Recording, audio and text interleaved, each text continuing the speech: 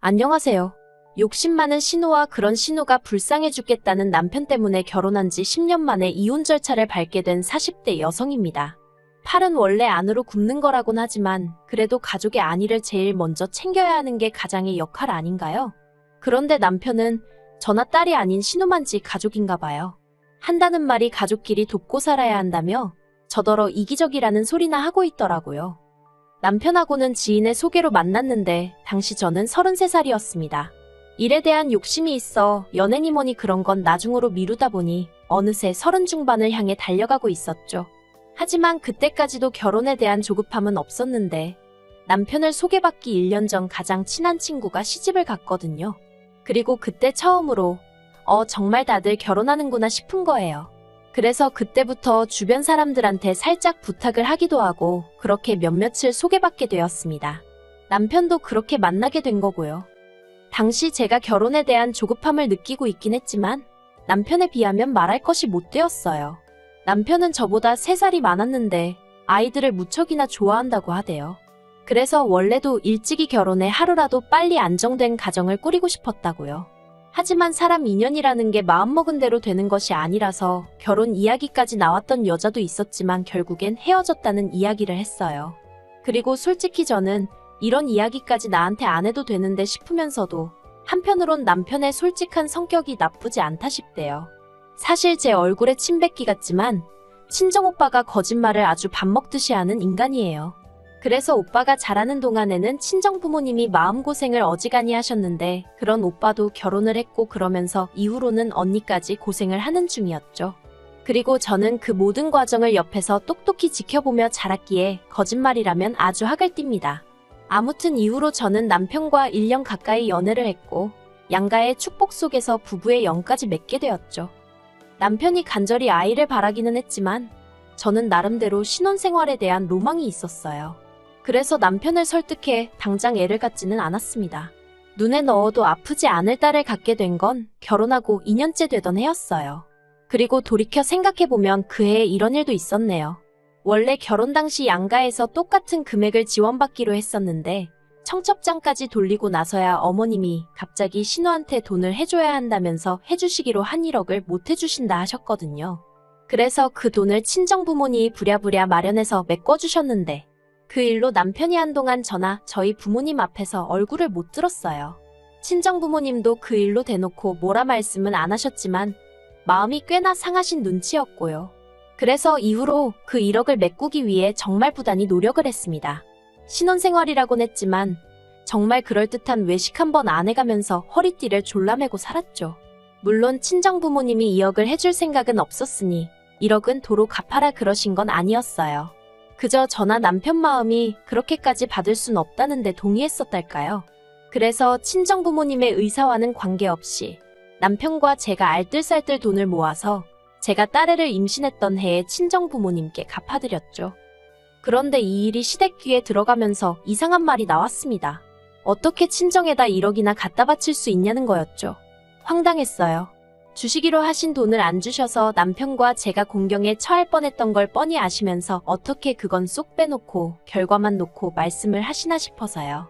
그래서 혹시나 오해가 있는 건가 싶어 어머님 아버님 그리고 신우까지 다 모인 자리에서 하나하나 차근차근 다시 설명을 했는데 어머님이 하신다는 말씀이 친정에서 그 돈을 기어이 내놓으라 하더냐는 거예요. 마치 저희 친정부모님이 닥달을 했냐는 식으로 물어보시면서 말해요. 놀란 제가 절대로 그렇지 않았다고 했어요. 실제로 친정부모님은 그 돈을 받으실 생각을 하지도 않으셨고 오히려 그 돈 때문에 저희가 한창 행복해야 할 신혼의 고생을 한다고 마음 아파하셨다고요. 그러자 어머님이 그러면 제가 이상한 거랍니다. 상대가 달라지도 않는데 기어이 돈을 모아서 앵겨줬으니 그건 제가 친정에 갖다 주고 싶은 마음이 있어서 그런 거라면서요. 그리고는 그게 만약 시댁에서 준 그러니까 어머님이 주신 돈이었어도 기어이 그렇게 줬겠냐며 빈정거리시대요. 황당했죠. 친정에서 1억, 시댁에서 1억을 해주자고 상견례 자리에서 얘기가 된 거였거든요.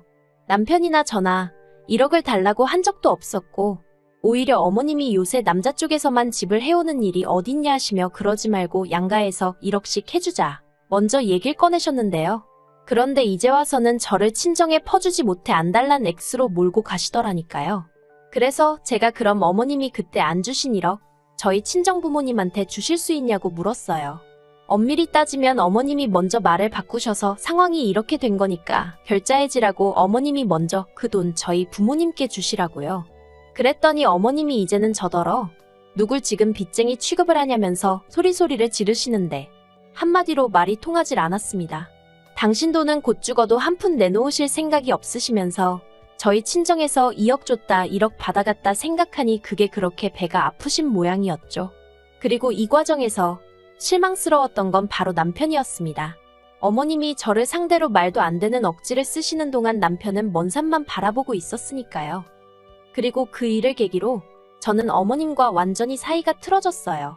솔직히 제 입장에선 억울한 상황이었지만 남편을 포함한 누구 하나 제 입장을 이해해 주려 들지 않았으니 하다못해 어디 하소연할 곳도 없고 서러운 신세였죠. 남편이 중간에서 자리라도 만들어줬음, 아님 하다못해 시부모님께 저를 대신해서 말이라도 해줬으면 싶었지만 남편은 장인장모님께 어쨌든 1억 돌려드렸고 그 과정에서 자기도 저만큼이나 아끼고 살았으니 나름대로 할도리는 했다며 자기까지 곤란하게 하지 말라는 식이었어요.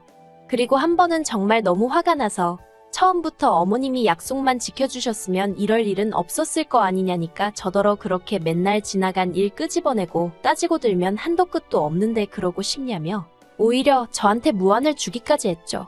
그래서 이후로는 남편도 믿을 만한 사람이 못 되는구나. 거짓말만 안 한다고 만사 오케이가 아니구나. 별 생각이 다 들면서 의지하고 싶은 생각이 쏙 사라지대요. 하지만 이미 남편과 제 사이에는 애가 있었고 그래서 그냥 애 아빠다 생각하고 살자고 마음을 먹었어요. 물론 제가 스스로 그렇게 마음을 먹었음에도 불구하고 속상한 때가 왜 없었겠어요. 비록 제가 남편을 운명의 상대라기보다는 좋은 남편감으로 생각하고 결혼을 결심하긴 했었지만 남편은 제가 좋아 죽겠다고 했었거든요. 저 없이는 못 살겠다고요. 그렇게 정말 하늘의 별도 달도 따다주네 하던 인간이었는데 저렇게 달라질 수가 있나 싶은 게 그럴 때는 정말 내가 못하러 결혼을 했나 하는 생각도 들고 회의감이 장난이 아니었어요. 하지만 그때마다 애를 생각하면서 마음을 다잡고 버틴 거죠. 하지만 그렇게 버텨온 지난 세월이 무색하게 결국 남편과 이혼을 결심하게 되었습니다. 남편에게는 위로 2살 많은 신우가 있어요.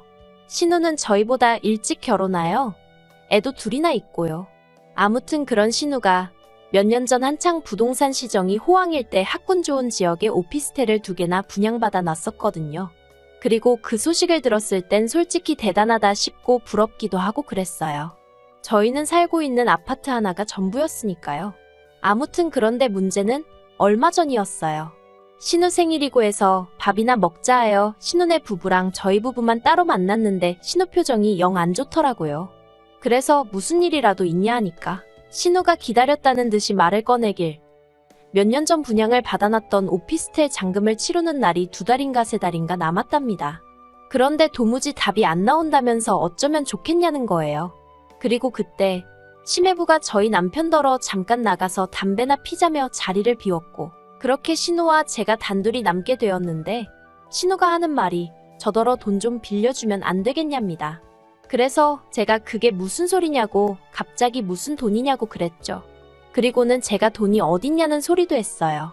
실제로 저희도 아파트에 걸려있던 대출을 완전히 상환한 지 얼마 되지 않았던지라 수중에 가지고 있는 돈이라곤 싹싹 긁어도 2천만 원이나 될까 말까 한 상황이었거든요.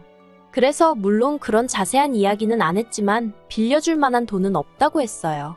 그러니까 신우가 말 그대로 죽상을 하고는 하는 말이 요새 부동산 시장이 안 좋아서 마피를 붙여놔도 집이 안 나간답니다. 그리고 분양을 받을 때 넣었던 계약금도 대출이었다며 자기 정말 너무 힘들다고 하소연을 하더라고요. 사실 신우랑 저랑 사이는 좋을 것도 나쁠 것도 없었습니다. 제가 어머님과 사이가 안 좋았던 건 맞지만 그래도 신우는 딱히 어머님 입장을 대변하려 든다거나 그런 건 없었어요. 오히려 한편으로는 저희가 결혼하던 시기에 자기가 돈을 빌려가면서 일이 이렇게 됐나 싶다고 미안하다 한 적도 있었죠. 하지만 그렇다고 또 뭐 얼마나 가깝게 지낼 만한 계기가 있었던 건 아니에요. 실제로 신우랑 남편도 죽고 못 사는 남매 사이는 아니었고요. 하지만 그런 거 저런 거 다 떠나서 어쨌든 가족 간의 형제 간의 돈 거래에서 좋을 게 없다는 건 제가 이미 오래전에 직접 겪어봤잖아요. 그러니 어휴, 빌려줄 능력도 안 됐지만 능력이 됐어도 해주고 싶은 마음이 없었죠. 그래서 신우한테는 사정이 딱한 것도 알겠고 이해는 되는데 정말 돈이 없다고 했네요. 그랬더니 신우가 한다는 말이 그러지 말고 아파트를 담보로 다시 한번 대출 좀 받아달랍니다. 저희가 대출 얼마 전에 다 갚은 건 들어서 알고 있다면서 그러니까 지금 다시 대출 받을 수 있지 않냐면서요. 그리고는 자기네 그 오피스텔 잔금 못 치르면 계약금도 다 날아가는데 그 돈이 7천이 넘는다며 자기들 그럼 진짜 큰일 난다나요. 그래서 제가 도대체 얼마나 필요한 거냐니까? 2억이랍니다. 어휴. 2억이 진짜 누구 집 똥개 이름도 아니고 막말로 그거 빌려줬다가 못 받으면 저희는 어쩌나 싶대요. 그래서 액수도 너무 크고 정말 어려울 것 같다 미안하다고 했어요. 그런데 신우가 왜 못 받냐입니다. 오피스텔 일단 잔금 치르고 부동산 경기 좀 풀리면 학군이 좋으니 금방 매매든 뭐든 될 거라면서 저더러 왜 부정적으로만 생각을 하냐고 그러지 말고 좀 자기 좀 살려달라는 거예요. 어찌나 신우가 매달려서 사정을 하던지 그래서 일단은 남편하고 얘기는 해본다고 했어요. 솔직히 얘기해보고 싶지도 않았고 제 마음이 달라질 것 같지도 않았지만 그렇게라도 말하지 않으면 죽어도 저를 놔주지 않을 것 같았거든요. 그리고 어느 정도 실랑이가 끝나갈 즈음 저쪽에서 심해부랑 남편이 들어오대요. 이후로 밥이 코로 들어간 건지 입으로 들어간 건지 모르겠는 식사를 마치고 남편과 집으로 돌아왔습니다. 제가 남편더러 신우 얘기 알고 있었냐고 물으니 자기도 담배 피면서 들었다대요. 그래서 제가 난 싫다고 했어요. 있는 돈을 빌려주는 것도 아니고 집 담보로 대출받아서 빌려주는 건 정말 아닌 것 같다고요. 그랬더니 남편이 하는 말이 자기도 저랑 같은 생각이랍니다. 그리고는 자기들이 그렇게 급하면 사는 집을 팔아서 그 오피스텔 잔금을 메꾸든지 해야지 왜 우리한테 그러는지 모르겠다고요. 정말 다행이다 싶대요. 혹시나 남편이 빌려주자고 하면 어쩌나 싶었는데 남편도 다행히 무조건 팔이 안으로 굽지는 않는구나 싶은 게 그래서 이 이야기는 이대로 끝났다 싶었어요.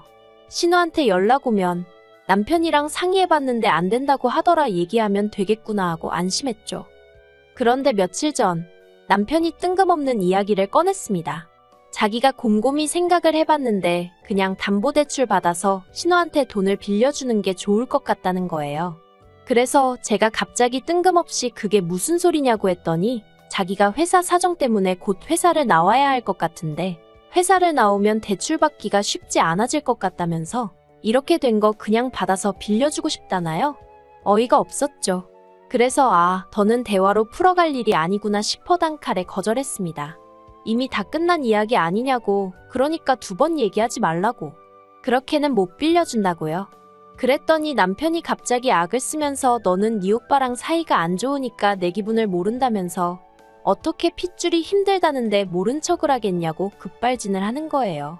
그러더니 자기가 어떻게 하면 되겠냐입니다. 무릎이라도 꿇을 거냐면서 한마디로 원맨쇼를 하더라니까요. 아니 지가 무릎 꿇으면 어디서 2억이 뚝 떨어지나. 지 무릎 꿇는 게 얼마나 대단한 일이라고 저 난린가 싶은 게 황당하대요. 그래서 무릎을 꿇든 기어다니든 내 알 바 아니라고 돈은 못 해준다 했습니다. 그랬더니 남편이 저더러 피도 눈물도 없다면서 자기는 빌려줄 거래요. 그래서 마음대로 하라고 했어요. 어차피 공동명의라 내 동의 없인 그렇게는 못할 거라고요. 그랬더니 이제 또 저더러 못돼 처먹었네 어쩌네. 그래도 제가 들은 척도 안 했더니 지 성질에 못 이기겠던 건지 소파 앞 테이블에 놓여있던 리모컨을 저한테 집어 던졌습니다. 어이가 없었죠. 간신히 피하기는 했지만 그래도 얼마나 세게 던진 건지 벽지가 찢어졌더라고요. 방에 있던 애도 울어제끼고 그리고 그제서야 남편도 순간 정신을 차렸는지 실수였다면서 미안하다는데 정말 심장이 어디 지하로 툭 떨어지는 기분이었어요. 지금은 리모컨이었지만 저러다간 나한테 손찌검도 하겠구나 싶은 게 그래서 제가 됐다고 더는 말 한마디 섞고 싶지 않다 했습니다. 나는 신우에겐 땡전 한 푼 빌려줄 생각이 없으니 그렇게 알라고요. 그랬더니 남편이 그러면 방법이 없다면서 이혼해야겠네 하는데 결국 갈 때까지 가는구나 싶대요. 그래서 이혼하자고 했어요. 나도 더는 아쉬울 것도 없고 그러니까 깨끗하게 갈라서자고요. 그리고 신우는 옆에서 보고 듣는데 저게 정말 눈안가 싶은 게 지 때문에 동생네 부부가 이혼을 하게 생겼는데도 오로지 관심사는 언제 저희 아파트가 팔리나 그것뿐이대요. 하루라도 빨리 팔려야 자기네 잔금을 치룰 수 있으니까 그랬던 거겠죠. 한편 이 상황을 알게 되신 저희 친정부모님께서 저희 남편더러 아주 괘씸하고 생각 없는 놈이라며 저더러 그 2억 해줄 테니 아파트명에 가지고 오라셨어요. 하지만 솔직히 저는 아쉬울 게 없거든요. 신혼애가 잔금을 제때 치르던지 말던지 제 알바도 아니고 남편과 협의 이혼을 못하면 소송을 해서라도 할 생각이니까요. 그리고 무엇보다도 친정부모님이야 저희 사는 아파트가 앞으로 좀 오를 수도 있으니 제 명의로 두라는 말씀이셨지만 저는 이제 그 집에 미련이 없어요. 그저 빨리 팔아서 정리나 하고 싶고 어디가 됐든 아이와 함께 새 출발을 하고 싶은 마음뿐입니다.